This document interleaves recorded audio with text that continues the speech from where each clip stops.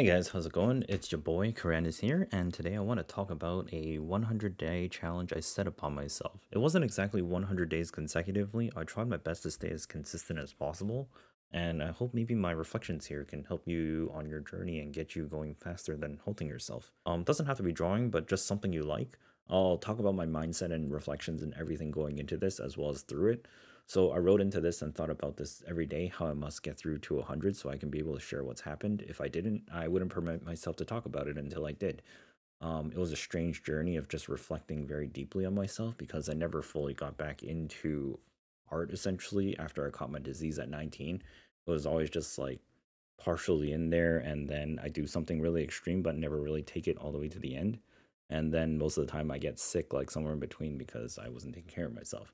So I've always been afraid of losing myself, and it still happens, but I'm older now, and I can snap out of it of a deep dive more realistically now. And it's like some kind of infinite stress that I can just get into and lose all perception of time. But that's really a disease roulette, and it isn't really a benefit or a detriment. It's a power and a curse. So I've always tried my best to impart the best strategy and advice for the younger followers, subscribers, and fans of this channel that have reached out is to take good measure of your health. I made a pact to myself that Lost Asylum or Lost Ark is the last MMO I'm going to be playing until I quit or finish my project Aim at the Sun, whichever comes first. The main reasons are really just defeating the severe imposter syndrome and overthinking neuroticism, which I can't turn off. It's been a constant internal battle where I'm bricked by my own game's mechanics, which is me. It's a permanent debuff if in game terms. Create like I have to create mental loopholes to go around it and use it as a form of bonus and keeping myself checked these days compared to when I was younger. I had no idea how to wrangle it in. Is basically even like anger, like as an emotion. I have a lasered sense of anger now, and like a lot of everything is very compartmentalized for me, and this helped drove like courage and self-esteem growth that was always thrown down by wrong influences that I put myself near in the past, which I've now corrected. So my first tip is just stay away from anyone who's communicating energy in that context that goes against your potential. If you want your potential realized, don't surround yourself with people like that. So in this journey, I also included the bad days or the days where like even the drawings don't look that great and I fumbled out of focus and clearly it wasn't like any progress, but it was just a day I drew like whatever and didn't really care about how great or bad it looked anyways. And that should be something to take note on because like even on the worst days you want to try and just consistently do it because you have no idea what could happen. You will have good days and you will have bad days. I just wanted to showcase all of them, like the good and bad days, so that you know that it's like, oh, I'm not just drawing like the craziest, like, you know, the top of my current skill. If you're just starting and you're struggling and you're seeing all these pretty pictures from everybody out there, this is where I'm putting this out there, is because I want you to know that it's not always like that.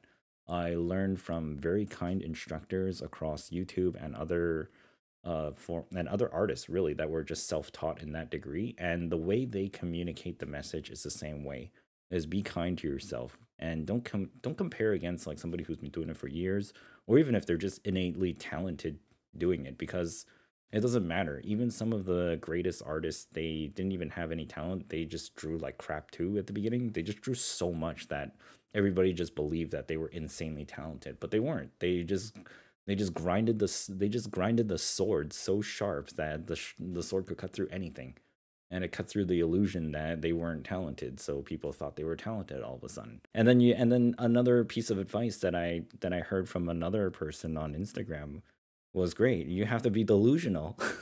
You must be Delulu Insano Pro Max in order to like make it out of there. So like I started taking that mindset a bit better because it was basically IDGAF and I'm fucking Delulu. I will post everything because everyone needs to see either how shit or how great I am. But you know, it's still already better than the one that never posted it.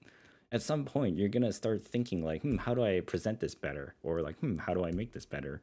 Or like, oh, I want this to have this reaction. It's like handing a gift to somebody. That's actually one of the greatest hobbies I have, is that I like making custom handcrafted gifts for my friends or even like just strangers. Like there was a girl I had a crush on, and I made her handcrafted like interactive gift cards that were like basically slideshow animation flip books in cardboard. or a cardstock anyways. And yeah, like when I handed it to them, to see them glow and just have that greatest smile, it's like a permanent memory sear. It's basically like when I played games as a kid, it was the same effect as why I love games so much.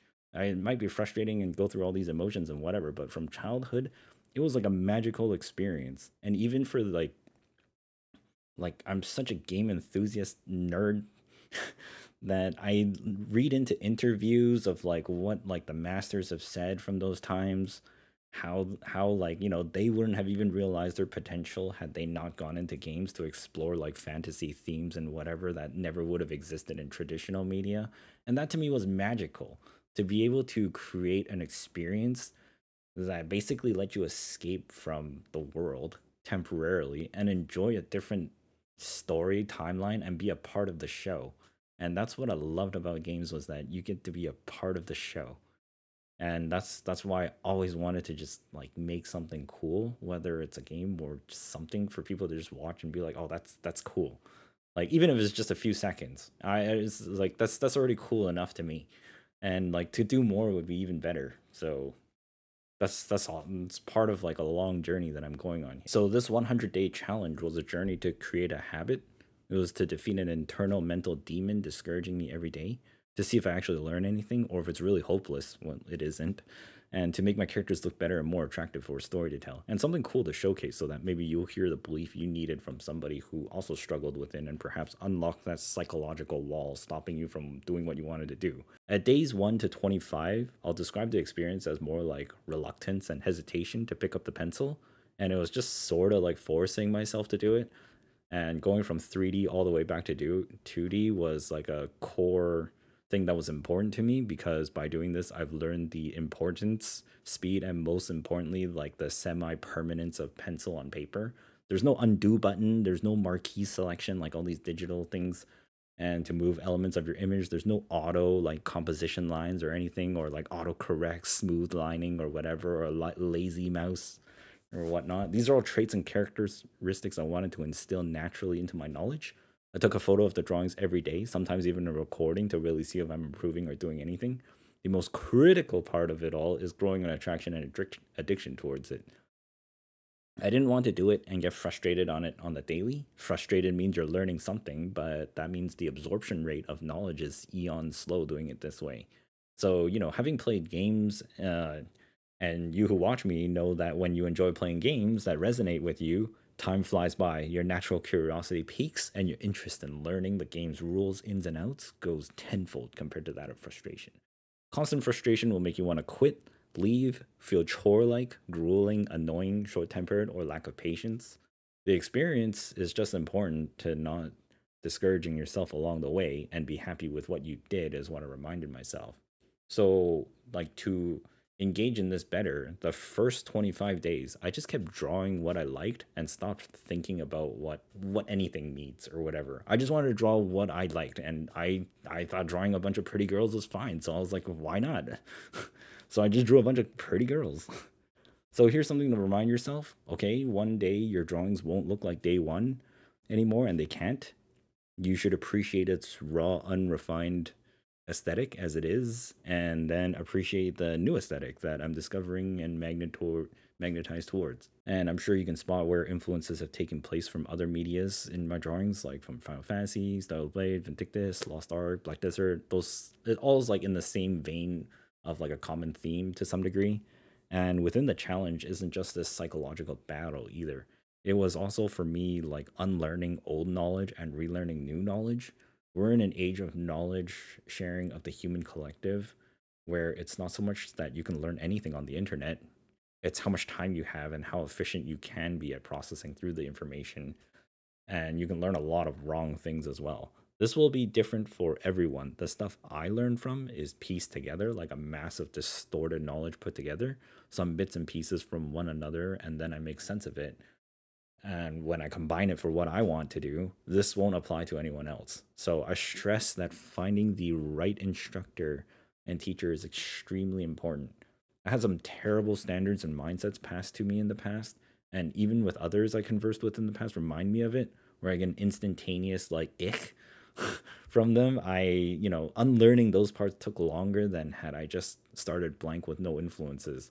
One of the most important things was actually learning from kind instructors, people who were actually giving, people who were they showcase their mistakes too. And once they showcase their mistakes, it just felt so much more relatable and realistic than like this weird perception that might have been driven into me by media or saying and being gatekept by other people within the area. So, you know, if you come across kind instructors and whatnot who have like free information sources, I've also put it down in the description for who I learned from, just so that you can also engage in that too, because I think they're great resources. And if you have more of your own, you know, congrats. Make sure you use them properly if it resonates with you. Some instructors might be great, but they might not resonate with you. It might resonate with me, but it might not resonate with you. So you should pick and choose and glimpse fast and see if the information that they're presenting registers with you. So, for instance, I'm going to give an example here. Lips were actually something I had a big problem of drawing around characters. Let's just say, like, on a progress bar from like 0 to 100%, I was like 10% there. And then I learned from the YouTuber Chomang, and from that baseline, I learned how to draw lips overnight. And from that practice, I understood like the basic shapes of lips, and the basics were like so much more important than just like knowing like everything. And it was just an exercise on that, and that's pretty much it. And that pretty much solves like the lips problem for like from 10% knowledge progress to like 60 to 70%. That last 30% is still a lot to go through, but hey, at least it now doesn't look weird or like strange. It's at least like passable and believable to some degree, which is fine because that's progress. I started omitting the body because it just took too long and I wasn't having fun drawing the body. So again, it was like trying to just draw what I enjoyed and what I felt comfortable with, making it fun and enjoyable. Because first off, the most important thing is the consistency. Just try to keep this consistency alive more than anything. I had a bunch of extra challenges and everything leading up every like 10 to 12 days. But honestly, they just fell off because it just didn't make any sense to do it. Because I just started having too many day gaps in between. And then I was just like overworking myself, doing all sorts of things, trying to get things running and working.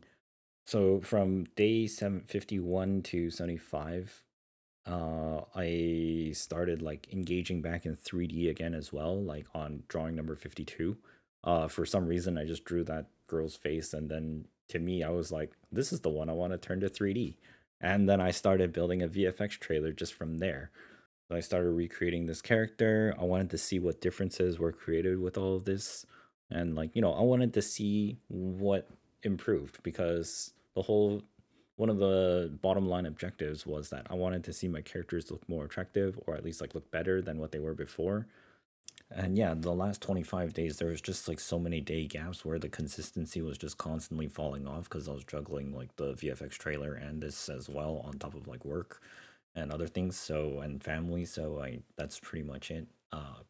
Long story short, the consistency and the journey was totally worth it. Highly encourage you to go after it yourself too if you care. Do something you like. It's definitely much better before you do like the harder stuff. So start with something you like, and then if you make it through that first time, the second time go after something you're uncomfortable with. Thanks so much for watching up to this point. I hope you'll follow along for the journey, because I am taking all this in this direction, and I'll see you guys next time. Peace.